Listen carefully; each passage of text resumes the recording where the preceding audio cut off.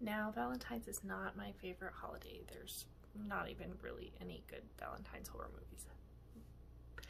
That might be why I wrote a book about a girl who, kills people instead of dating them. Or it's because my friends made really bad online dating decisions.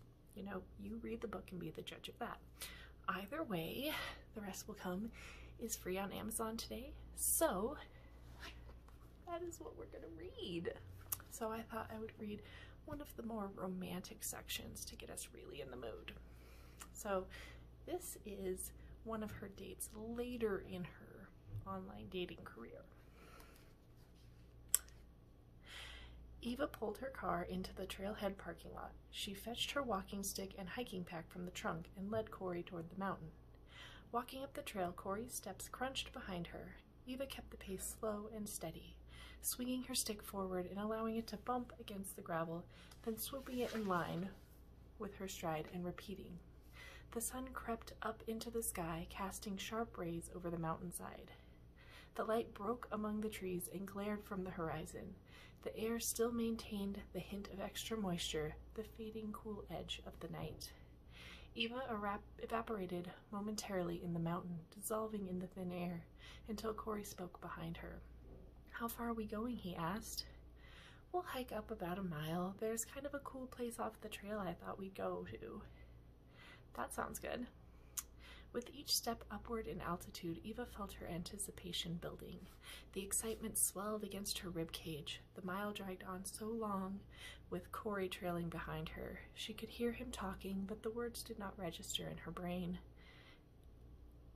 She was relatively certain she was even responding, but her mind was sprinting ahead to the destination. By the time Eva put her boots in the rough off the trail, her heartbeat was tingling in her entire body. She led Corey over the stringy clumps of green grass, around the protruding orange rocks, through the towering pine trees. "Wow, you're really taking me out here," Corey panted. "This is like legit hiking. Just walking up the side of the mountain off the trail."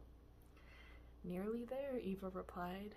Eva fought the urge to sprint the final jaunt around the concealing clump of trees and reached back to ensnare Corey's fingers when they reached the spot. Sweat was beginning to break her scalp under her brunette wig. Corey wrapped his fingers around hers and pulled her closer to him, encircling her waist and bumping his hand into her pack. He pressed his body into hers and shoved his mouth against her lips. "So what did you bring me all the way out here for? You're a bit of a voyeur girl," he said with lazy eyelids and long syllables. "Maybe," she teased. "Do you want a snack or some water first?" "Yeah, definitely the water. I'll need to be hydrated for you." "Awesome," Eva giggled coyly. "Check out that view." Corey dropped his arms from around her and turned his back to her to glimpse the sprawling city spread out below them. He put his hands on his hips and leaned his pelvis forward, ogling the scenery. Eva slipped the pack from her shoulders and set it on the dirt in front of her. She reached into the main pocket and pulled out the spade of the shovel. Quietly, she reattached it to her walking stick. Corey grew tired of waiting for her and looked toward her. As his eyes eased around in her direction, she heaved the shovel over her shoulder like a baseball bat. His unimpressive blue eyes met hers for the briefest instant. Then she swung the blade of the shovel around and slammed it into his head. The impact sent Corey's body toppling to the dirt. His limbs landed haphazardly around his collapsed torso, his head nearly obscured by his shoulders. He lay frozen and crumpled for a second. Eva heard that familiar struggling breath pushing against the injury. Corey floundered in the dirt like a beached fish. Eva walked slowly over his jerking body. She pressed her foot into his shoulder until she flipped him flat on his back.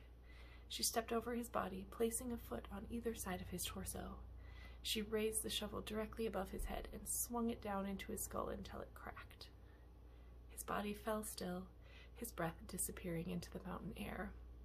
With Corey's corpse beneath her feet, Eva looked down at the unsuspecting city below. She stepped back and walked a few feet toward a large and wilting pine. She reached down and pulled a large dead branch aside to reveal a hole, a perfectly dug grave she had hiked up and carved out days before. No garage, no sawzall. She took Corey's body by the floppy ankles and dragged him over the dirt and rocks, dumping him into the hole. Corey's body folded on itself face down, the dust settling on top of him. Eva hopped down into the hole to tug his phone out of his pocket and remove the battery, dropping the pieces in the dirt beside him. Then she climbed back out to look down at him. She changed her shirt into a spare from her bag, using the dirty one to swipe the blood from the shovel spade, before tossing the shirt in after him. She popped the battery from her latest trick line phone and chucked it all into the pit with Corey. Then she fetched the shovel and heaped the earth back over him, swirling the dirt and rearranging the pine needles to obscure the struggle. As she hiked away, she looked back to evaluate her work. The swatch of mountain looked indistinguishable from the surrounding patches. Happy Valentine's Day. So the rest will come free on Amazon for the rest of the day. So follow the links and enjoy.